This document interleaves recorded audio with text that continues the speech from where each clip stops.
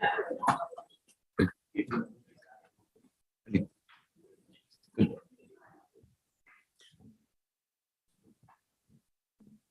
evening, everyone. Thank you for joining us this evening. This time I'd like to call to order the public hearing, which pertains to the sale of county-owned property near the Schenectady County Airport. Will the clerk please take the roll? Mr. Fields. Present. Mr. Russo. Present. Ms. Pratt. Present. Mr. McGill. Present. Mr. Constantine. Here. Ms. Gatta. Here. Mr. Frazzoni. Here. Mr. Cuomo is absent. Mr. Paterni. Present. Ms. Osterlich. Here. Mr. Hess. Here. Mr. McGarry is excused. Mr. Hughes. Present. Mr. McDonald. Here. Mr. Jasinski. Present. 13 present, 1 absent, 1 excused. Thank you. The clerk will read the notice of this evening's public hearing.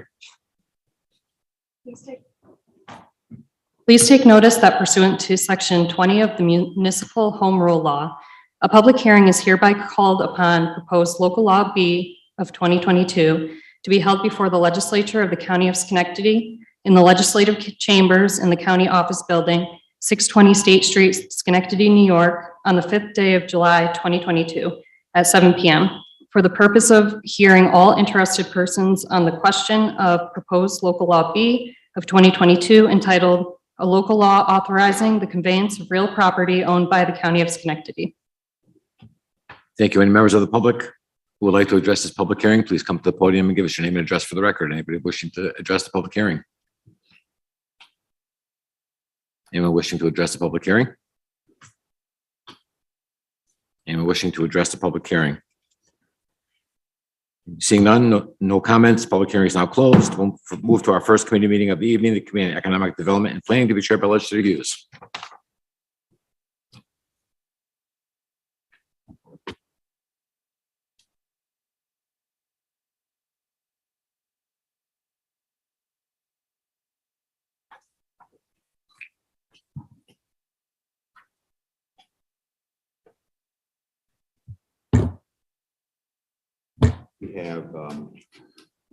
We have 3 items before the committee tonight, and each one does require a vote.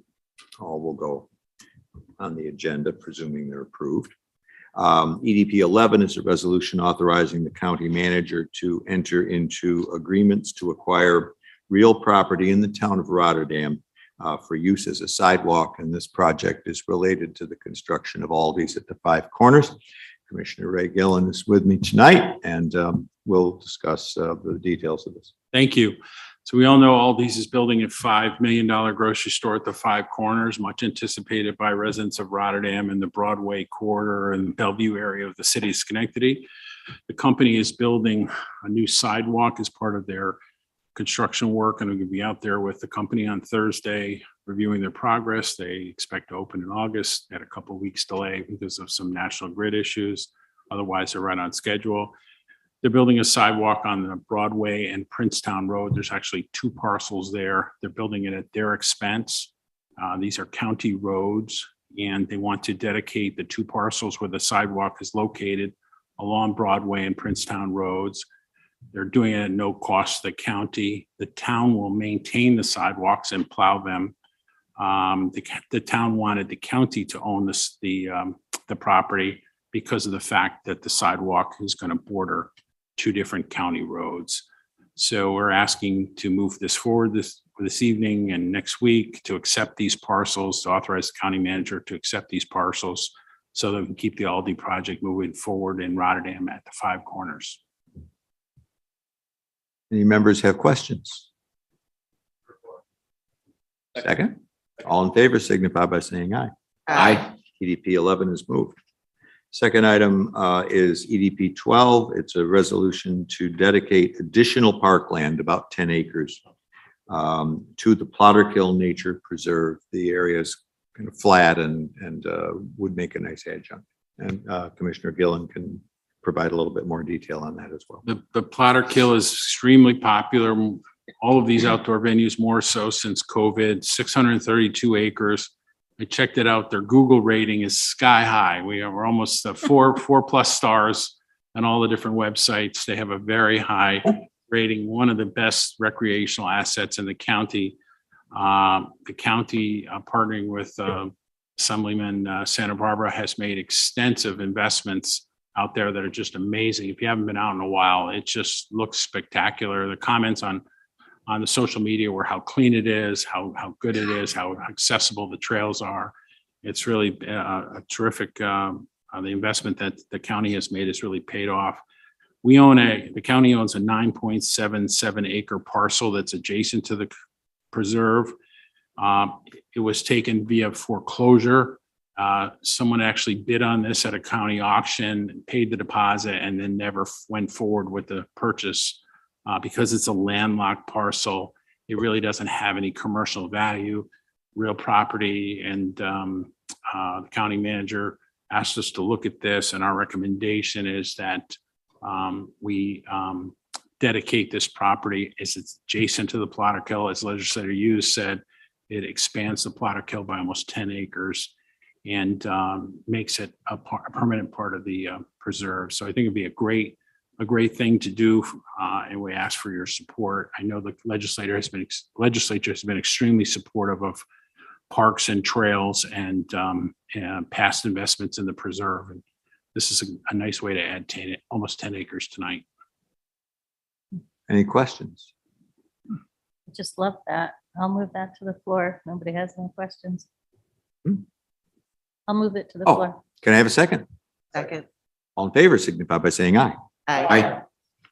Our third measure coming to the agenda next week is EDP 13, and we're sticking in D4 for this. This is a resolution regarding the sale of some county-owned real property in the town of Rotterdam to Jeffrey Muscanell Sr. And as I understand it, this is Paper Street, and the transaction will enable Mr. Muscanell to have another entrance into his business. Exactly.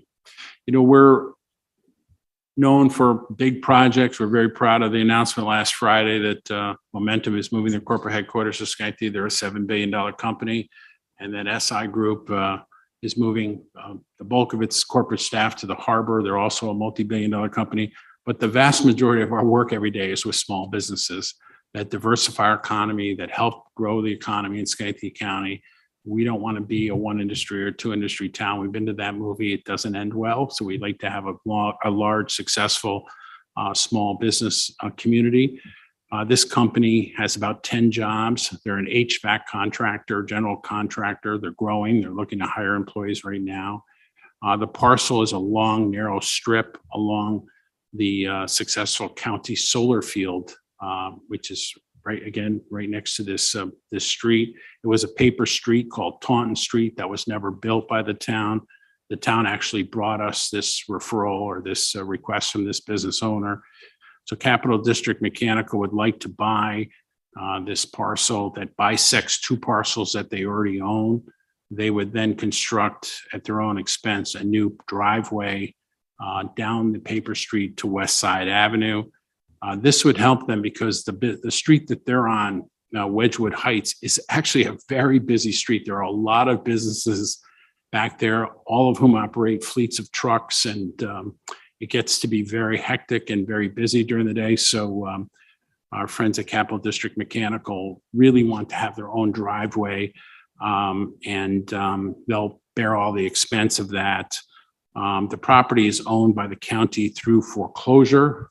And we work closely with Chris Gardner and Frank Salomon on this so that we can sell it via resolution. We're asking to sell it at the assessed value of $2,600. Again, it's a long, narrow parcel that borders the solar field. So be a good thing to help this company get their people and their trucks in and out without delay. And they bear all the expense of the new road. Questions? Do we need to do any kind of barrier or any kind of easement between the solar field and the road just to protect the solar field from any peril, or there's plenty of setback? There's enough land there. We have a fence there. Okay. Chris did that project, and again, but it's the nice thing is this: we're not reopening, we're not building Taunton Street and opening it to the public. It's just a private drive. A couple of trucks in the morning, a couple of trucks at night, get in and out. Thank you. Any other questions? Second, Second. all in favor signify by saying aye. Aye. Motion is carried. No further business before Economic Development and Planning, so the committee is closed. Thank you.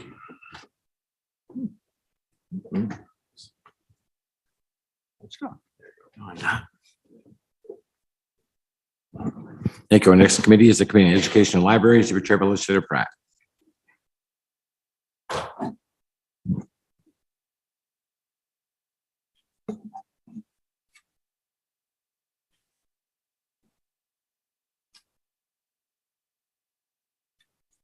Good evening. I hereby call the Committee on Education and Libraries to order. We have two items before us tonight, one being the budget presentation for SUNY Schenectady. We have with us here Dr. Steady Muno and CFO Patrick Ryan to give their presentation. And after that, we have one resolution before us. Welcome. Thank you. And good evening. Thank you again for having us. We almost predictable that this time of the year we'll appear before you and to present our draft budget for 2022-23. Before we get into the details, I think it bears really some attention to acknowledge the resilience of our students. These have been incredibly tough 3 years for our students. And our students come from all different spheres of life, doing different things in life. Some of them are traditional students, some of them are parents, moms, dads, caretakers, etc. And over the last 3 years, they have really shown their resilience through challenging times.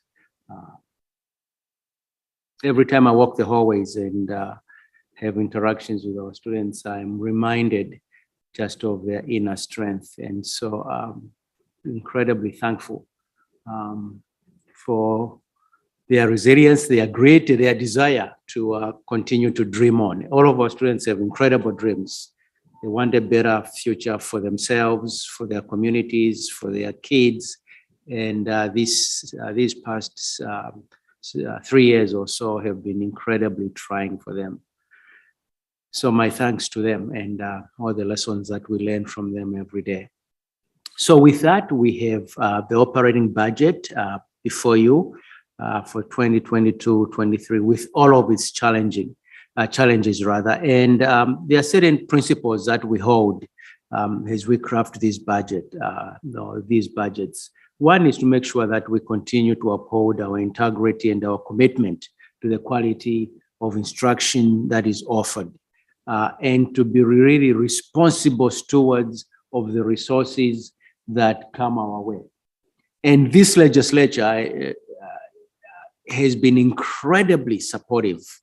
Hard to believe that this is my 8th year at SUNY Schenectady, and I always brag when I travel around the country that I have the best of the bestest to create a word of the legislatures. You have, over the past almost decade, been incredibly supportive of your community colleges, and you continue to do that. And I'm thankful for that, incredibly, eternally thankful for your support towards that end.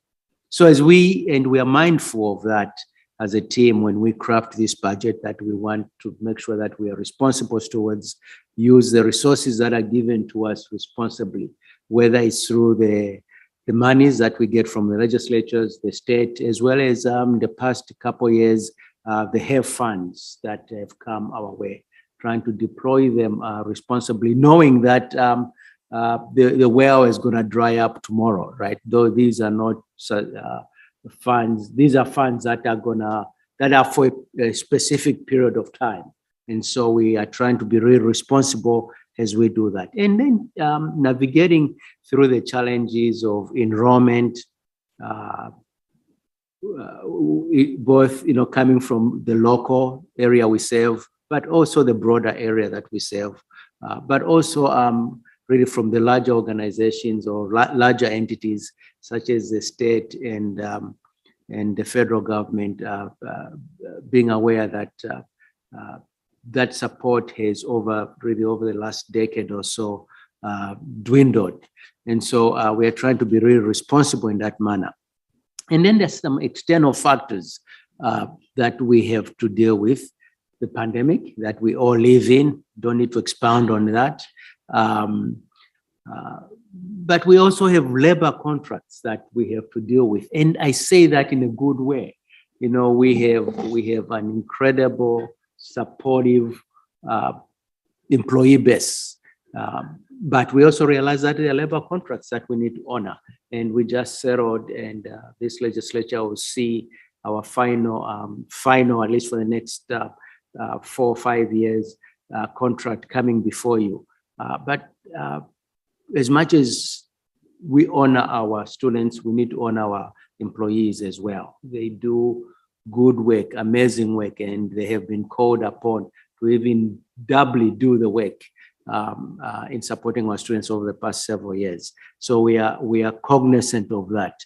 And then there are nationwide pressures that we face, that you all face, that we're all aware of, that we need to deal with even as an institution. And so the 2022-23 budget, you'll see an increase of about $1.9 million. And as much as we were aversive to doing that, we had no option but to do that because of multiple rising costs. And I said before you, I'm before you saying that is the best that we could do. We had been working at this for a really extracted period of time, trying to navigate it the best way that we can.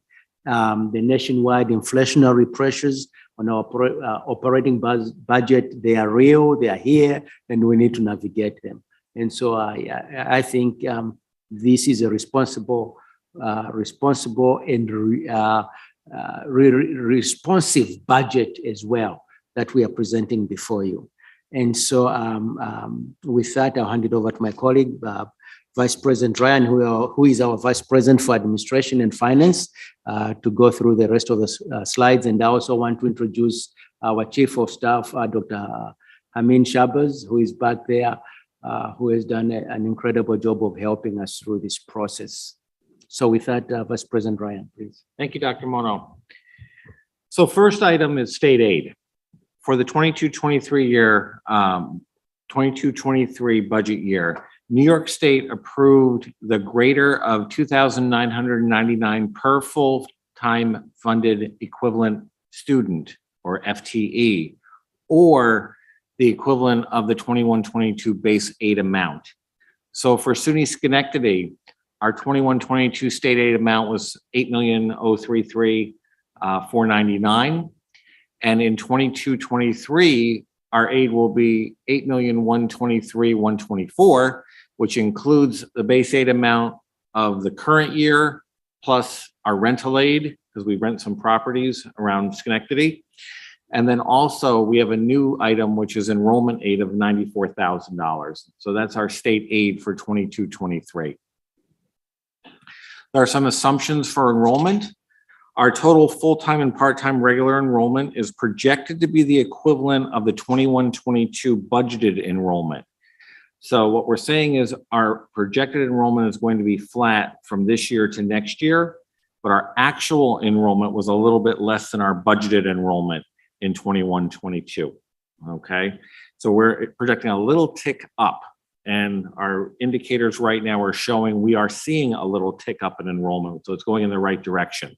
I think the pandemic, people's aversion to coming to college is starting to wane a little bit, which is great news. There's a 2 years of folks that are pent up, so to speak, right now that are going to be looking at higher education, and we are going to be there ready to serve them.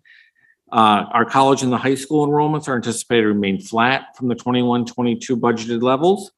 So we are projecting a full-time equivalent enrollment of 1,964 FTE. So we're just shy of 2,000. Some assumptions for the 22-23 tuition and fee revenue.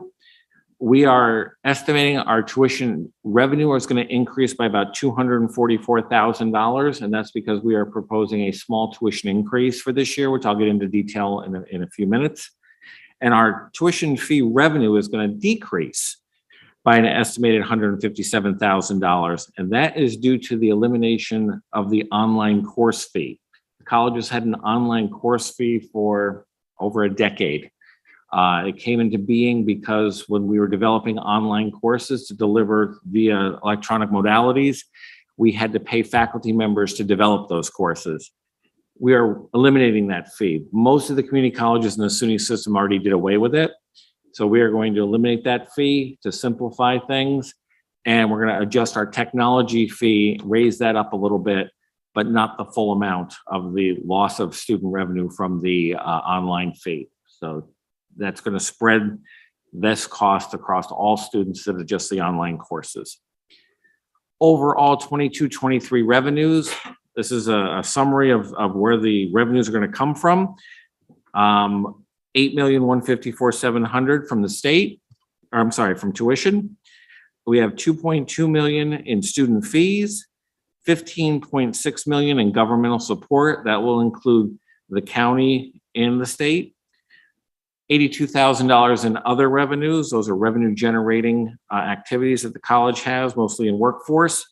We're proposing $1.7 million in the federal HERF funding, which we've tucked away a lot of it over the past couple of years in anticipation of being able to use it in this coming fiscal year. And then we're projecting $1.7 million from the fund balance. So that's a $29.4 million budget in total. Of course, for 22-23, there are risks. Obviously, student enrollment. As I mentioned, we're starting to see a bit of an uptick, which we're excited about. COVID-19 resurgence, I hope not. I really hope not, but it could happen. And if it did, the college is ready to pivot back to hybrid or online learning. And of course, we're seeing the nationwide inflationary cost pressures. We're seeing it across the entire college. Good news is our energy contracts at this point are locked in for the next year. So they're at a good rate, but we're seeing those inflationary pressures everywhere else. As Dr. Mona mentioned, labor contracts. During the last year, the college and the county concluded labor negotiations with all of our labor organizations, which is phenomenal.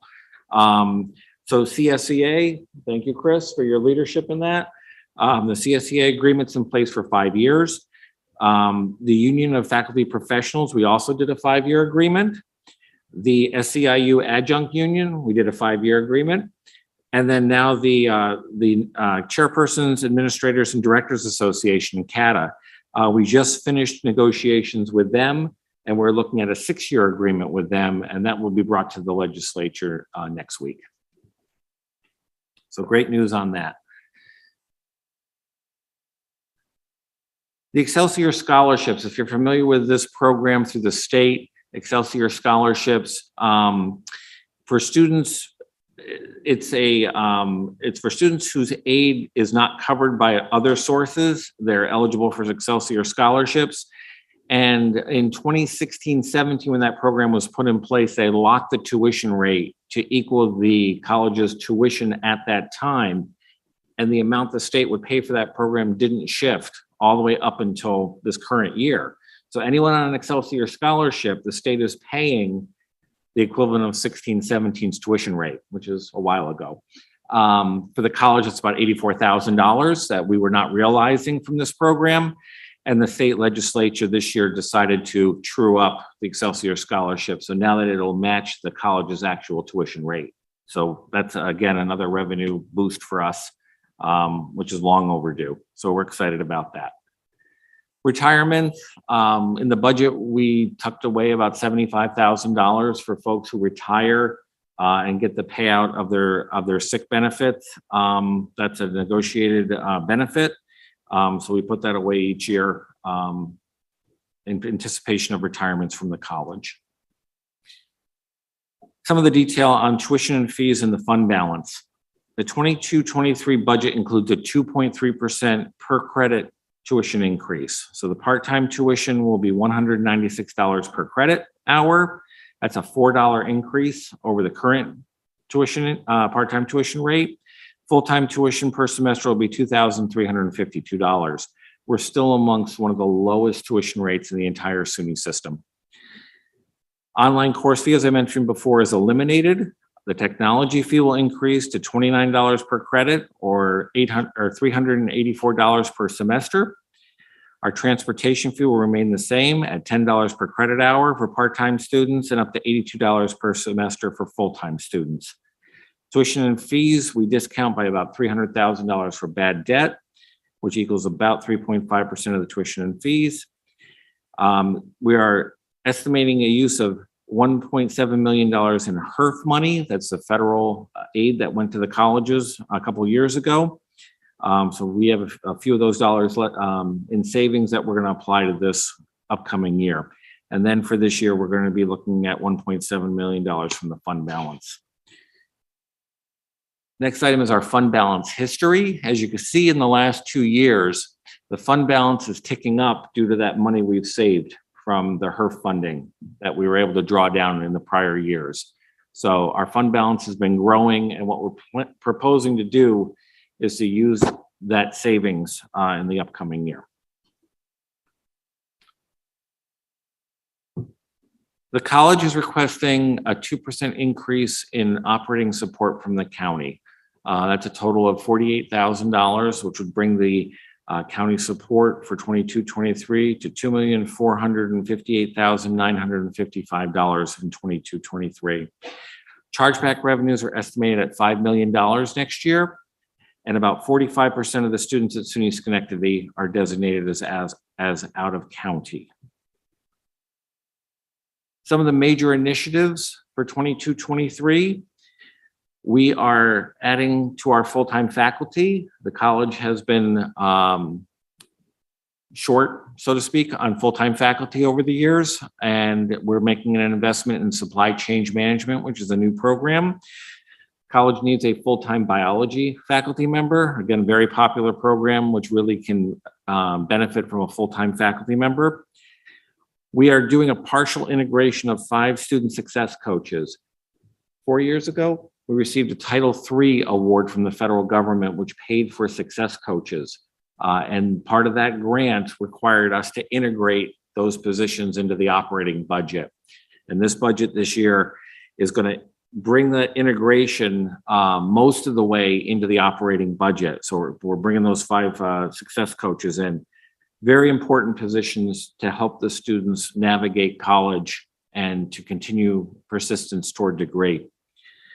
We have the addition of the 13 State Street lease. That's a lease in the old YMCA building that the college is occupying the left side of the building, if you're familiar with it, and that includes the old gymnasium. We're proposing a full-time coordinator of buildings and grounds. Leadership in the facilities department has been just been handled by the director, and there hasn't been a backup. We're looking at some additional support staff and accounts payable, marketing. I'm thankfully can tell you that the college has been receiving a lot of grant support recently, a lot of it from SUNY, the state, and the federal government. And we're finding that we need some part-time assistance in our finance department to help us with the compliance and reporting on those grant-supported programs. And SUNY Schenectady will be doing a large website redesign project. Our website is pretty old. It needs a refresh, and it needs to be much more student-centered and much more friendly for students to go in, look at that and say, yeah, this is the college I want to go to. And it's easy to navigate to get you right to what you have to do to enroll. So at this point, we'll take any questions on the 22-23 budget. Any questions? How many full-time students can we support? We have 1,964 enrolled for 22-23. If that was a maxed out enrollment, what would that number look like? So what you're looking at, that's an FTE, which means full-time equivalent number of students. We actually have more students that we have about 6,000 head count. Okay. So FTE simply means if you took those 6,000 or so students and assumed that they were taking full-time load, that's what that full-time equivalent load would be. Okay, thank you for the clarification. And then my experience has said that in a down economy, and I don't want our economy to be down, but if we do see some recessionary pressures, which is different than inflationary pressures, two-year colleges are usually a good place where people land, right? So the path forward looks to be pretty bright. Yes, and no one really, and we have scientists all around the country who have tried to study that in terms of community college enrollment is anti-cyclical to the good economy. So if the economy is doing well, the very opposite happens in People go to terms work. of enrollment and Right. vice versa. Good. Privately, we hope the other way, but Behind you, Dr. Bono. Thank you. Any other questions? I have a question. Thank you, Doctor, for being here, and thank you, Ryan. I don't know the name of the program, but I don't know if it's a student success program, or which is the program that links the high school students to the community college, because I just met a kid that just graduated from high school and also graduated from the community college 2-year program in high school. And he was all excited about it. But what is the name of the program, and how many kids are enrolled in that particular program? Or we're enrolled because we're in the summer now, and then so it's for next college year. in the high school is part of college in the high school program. And in fact, we are one of the few community colleges in the country. Initially, the history of this is the Bill and Melinda Gates Foundation sponsored this about 5 years ago. And folks said it wasn't going to work to have students take high school classes at the same time that they're taking college classes. And so we adapted that, and the state actually has been able to help assist us with that. It does not cost the students anything to do that. So relative to your question, how many students? So this year we had 24 students graduate from Schenectady High School with their Regents diploma at the same time with an associate's degree. With a new program now that we inaugurated just a few weeks ago, we have, I believe, 75 students enrolled in that program. So it's growing. But think of, again, you think of the savings to the parents. Most of these students are first generation students. But just in terms of the economics of it, if indeed you can manage, a student can manage to take high school classes. By the way, some of those classes credits count both ways, right? And a college composition class 101, English 101 composition class will count towards the college credit as well as towards the high school credit. So you are really making a lot of headway at no cost for you. You get your associates, right? 60 to 63 credits. And by the time you graduate, when you graduate your high school, or you will be, if you transition to an 4-year institution, you are going in as a junior, not having paid anything for your 2-year experience. I believe the parents are very happy. They are. But I think with the leadership at the Schenectady School District, we really think that program is going to take off. Thank you for the question. Any other questions? Guess I'll make a quick comment. Legislator Osterlich and myself enjoyed a wonderful tour a few months back, and I was just blown away by the attention to detail that goes into every single thing, down to the chairs in the student center and the mixers in the culinary program, and just amazing work that you're doing over there. I am excited about the project over at, what is the address on State Street, the old YMCA? 18 states, yes. Could you elaborate on that a little bit more for those who haven't heard about that? Yes, so those of you who have been in these woods longer than I have, 13 State Street, I'm told there were really great basketball games taking place there, and swimming. I don't know, we might have to resurrect that. And so we working along with Metroplex, Trustee Giren. So we have the left side of the building that we really renovated, that gymnasium and all that space, not the pool, and it's going to be our fine arts center. and working hopefully down the road, even in concert with Proctor's as well. Thank you. Any other questions or comments? All right, thank you, gentlemen, so much for the presentation, much appreciated. Thank you. And I would entertain a motion for, we have EL1, a resolution calling for a public hearing on the adoption of the Schenectady County Community College operating budget for the period from September 1st, 2022 to August 31st, 2023. Move to report. We have a motion and a second. Second. All those in favor signify by saying aye. Aye. Wonderful. EL1 is moved, and I close the Committee on Education and Libraries. Thank you.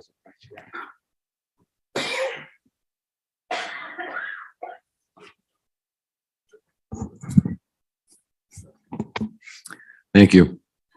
Our next committee is the Committee on Environmental Conservation, Renewable Energy and Parks, also chaired by Legislator Pratt.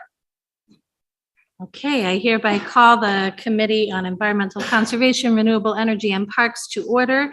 Today, we have one item before us, ECREP 3, which is a resolution authorizing the submittal of a grant application to the Climate Smart Communities Grant Program for a roof replacement project at the Public Works facility in the town of Rotterdam. So we have Paul Sheldon with us here this evening, and if you could elaborate, that would be wonderful. Sure. Thank you very much.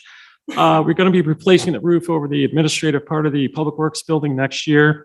The roof currently has solar panels, which are part of the numerous sites the county has to encourage energy conservation and reduce CO2 emissions. As a climate smart community, the county is applying for funding through the New York State Department of Environmental Conservation Climate Smart Communities Grant Program. The program allows for 50% of the total project cost to be subsidized by state funding. Project is estimated at $695,000, which includes removal and reinstallation of the existing solar panels. Climate Smart Communities Program encourages projects that improve air quality, community walkability, and green infrastructure. The grant program requires a resolution certifying the county has identified a matching funding source for the application to be deemed eligible for award. The application is due July 29th. We recommend your approval for the grant application. Any questions or comments? Move to report. A motion, a second? Wonderful. All those in favor signify by saying aye. Aye. And ECREP 3 is moved. And with that, I close the Committee on Environmental Conservation, Renewable Energy and Parks. Thank you. Thank you. Our next committee is the Committee on Health, Housing, and Human Services, to be chaired by Legislator Ashelich.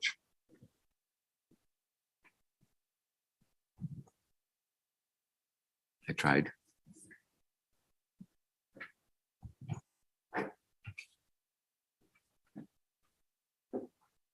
Thank you, Mr. Chair. I call the Committee on Health, Housing, and Human Services to order. We have two items on the agenda this evening. The first is HHS 6, a resolution to accept monies from the New York State Office of Addiction Services and Support for Narcotic Abuse Prevention and Assistance Programs. And we have Darren Samaha, Director of Community Services, here this evening. If you could please talk about this item. I'd be happy to. Thank you. So we received from New York State OASAS COLA for our medically supervised outpatient treatment program, which is through New Choices Recovery Center. So that's a much needed increase. Staff salaries have had to be increased. Workforce has been. Thank you. Sorry about that, everybody. I'll start over. So we received funding from the New York State Office of Alcohol and Substance Abuse Services. It's a COLA. It's for the New Choices medically supervised outpatient clinic.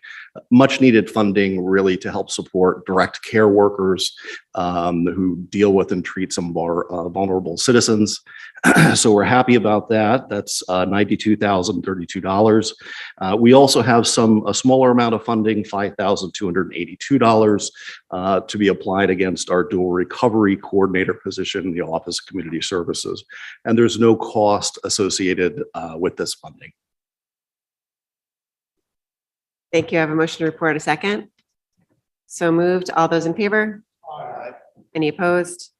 The initiative is reported to the floor. Thank you so much. And then the second initiative is HHS 7, a resolution regarding the acceptance of monies from the New York State Office of Mental Health. And this looks like a little bit of the same. This is very much, very similar, yep. It's $439,090. A large amount is COLA for our community agencies, going towards such agencies as Northern Rivers, New Choices, or not New Choices, towards RSS, which is Rehabilitation Support Services, Mohawk Opportunities, those are some of our housing providers. So wages have increased, and this COLA will help offset some of those wage increases.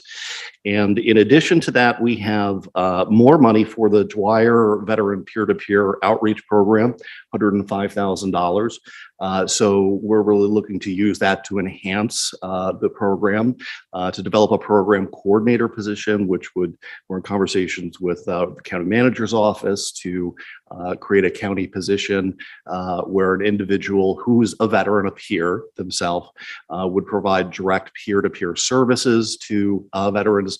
We'd be working very closely with Bill Frank and our Veterans Affairs Department. And they would also develop a network of peer mentors that would connect with other folks. So we really want to leverage these dollars and then create activities for military service members and their families to decrease some of the social isolation that really is harmful for folks who have put in military service. Thank you. The peer-to-peer program, especially for veterans, is just a phenomenal program. So I'm glad it's getting extra support. Are there any questions? So I agree. I think that's an incredibly important program for us to do in all communities. And so my question is, are there models of peer-to-peer programs that we can leverage or learn from and apply those experiences? Yes, there are. We've, in fact, Bill Frank and I have been in conversations with Professor Hardiman from SUNY Albany School of Social Work, who is actually an evaluator for these programs to determine what makes a program effective, and B, which programs we should be taking a look at. So we have actually had conversations with some of those counties, which has actually led us to structure it in this sort of threefold fashion. Thank you, Director. I appreciate it. I'm looking forward to hearing how that program evolves. Right. Thank you, Legislator Russo. Any other questions or comments? Move to report. We have a first. Can I get a second? Thank you. All in favor? Aye. Any opposed? The initiative is reported to the floor, and this committee is now closed. Thank you so much, Director. Thank you.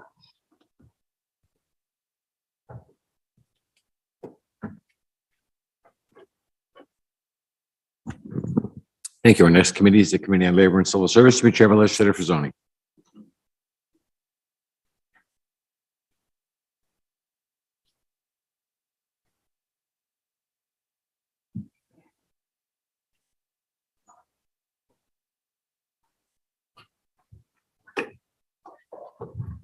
Thank you, Mr. Chairman. I call the Committee on Labor and Civil Service to order. There are two items on the agenda. The first is LCS Initiative 14, a resolution to create and eliminate certain positions at the office of the county clerk. And our county clerk, Kara Ackerley, is here to provide information on this initiative. Good evening. Thank you for having me. Today, I am requesting to increase the appropriation to the confidential assistant to the county clerk position. What we are hoping to do as we move forward with a go date for the operation of our DMV processing center, which should be up and running in November, is to get everything in line so that when the building is done, we will be fully operational. What I'm asking to do is eliminate the vacant position of DMV supervisor and create the position of confidential assistant to the county clerk. The reason for this is that in the implementation stages of our department and with this facility, we need to establish business relationships with downstate automotive dealers. We need to create marketing. We need to sell our center, and we need to start discussing what we offer with these businesses, what we can give them to help get their work done faster.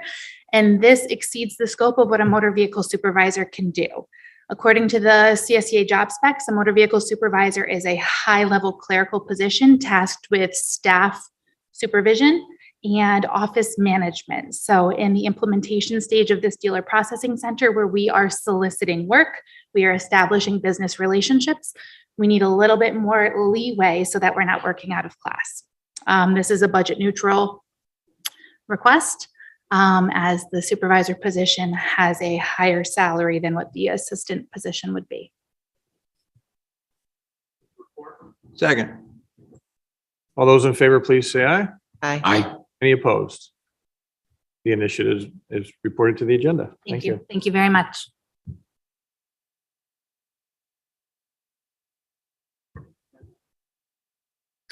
The next item is LCS Initiative 15, a resolution confirming the appointment of a person to the position of Director of Public Works and Commissioner of Aviation.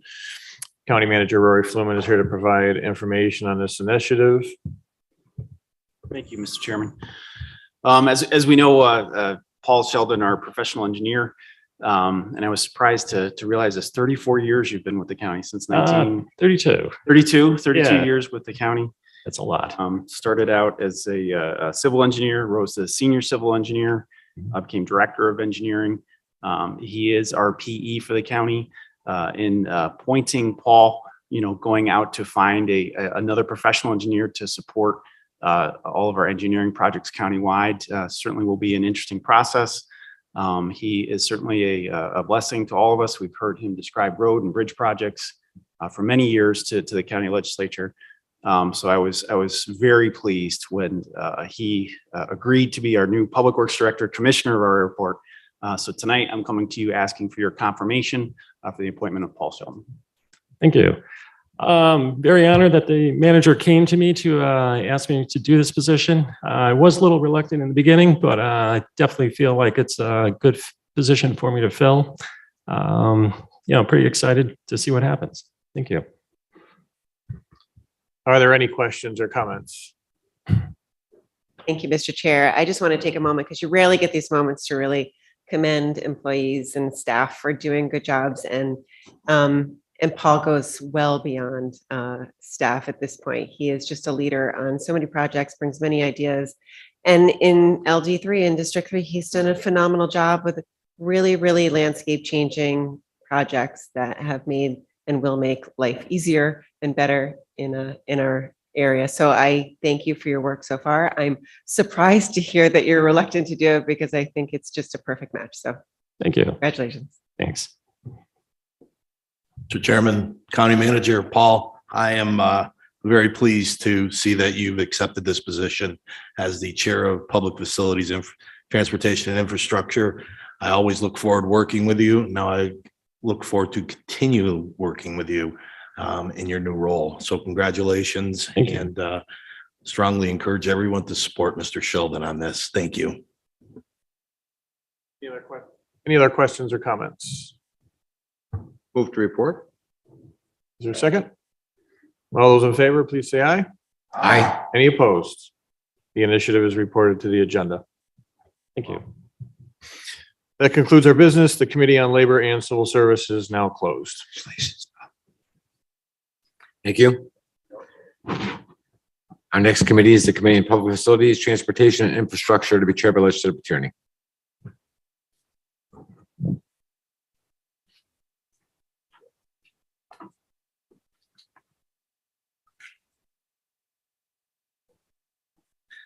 Mr. Chairman, thank you. I'd like to call to order the Committee on Public Facilities, Transportation and Infrastructure.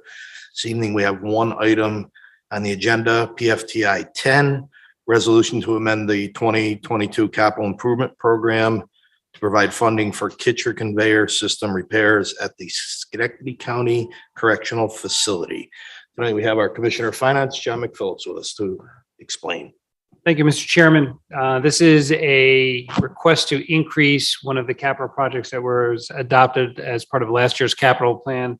The correctional facility kitchen conveyor system was originally estimated to cost $27,680. After a rigorous process in terms of requests for bids, walkthroughs at the facility, along with grading the proposals that came in, the most responsible bid that came in was $48,547, requiring an increase of $20,867 to complete the project. Thank you. Any questions? Move to report. Thank you. Is it? Quick question, is that because the job was different from what you expected, or is it because like everything now is double than what it used to be? In this particular instance, it was a little bit of both. We're seeing in terms of capital projects in general, between supply chain economics, labor shortages, and just costs in general, projects coming in higher, and also being sort of elongated in terms of when the completion date will be or when goods, services, and equipment will be ready. The project design changed a little bit in terms of specs with the walkthrough. Some of the vendors made some suggested edits to make the process a little bit more efficient and convenient for the kitchen staff. Those were incorporated into the revised specs for the RFP. Just a quick question then on contract. Do we have in our terms and conditions a little bit of runway to get this done? If it takes 3 months, are we going to be subject to a potential increase, or will the vendor now hold on their fixed pricing? That was one of the things we had talked with the purchasing division to make sure that for bids that are going out, that we're timing them in such a way that we're not going out too soon for bids when we're not necessarily project ready. We're lining up things in sort of priority sequence order to make sure that when bids do come in, that we're not necessarily outside the window where a vendor won't necessarily honor because 6, 9, 12 months have gone by. We ran in that recently with one of the upfit bids for the sheriff's vehicles. We wanted to make sure that we actually, since there was such a lag between actually getting the vehicles off the assembly line to the county, we didn't want to necessarily go with the upfitting bids for those vehicles too soon. We were trying to get a better sense from our contacts when those were coming off the line. So we had a firmer timeline to get the upfit bids in so we could hold those vendors to the prices that they provided. Any other questions? We have a motion on the floor by Legislator Hughes. Is there a second? Second. Thank you. All those in favor? Aye. Any opposed? Thank you. The motion is reported to the floor, and the Committee on Public Facilities, Transportation, and Infrastructure is now closed. Thank you. Our final committee of the evening is the Committee on Ways and Means, to which Chair Legislator Fields.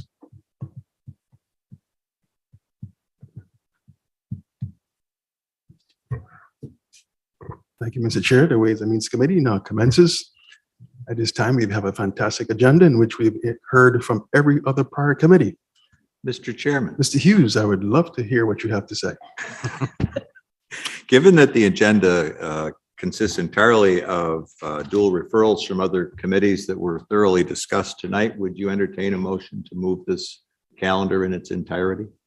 On behalf of a motion by Mr. Hughes to move the entire Ways and Means calendar, may I have a second? Second. Second, Mrs. Austerlitz, all in favor? Aye. The entire Ways and Means calendar has been moved. With that, Mr. Chair, the Ways and Means Committee has now come to a close. Thanks, Legislator Fields, and that concludes our business for this evening. Thank you all.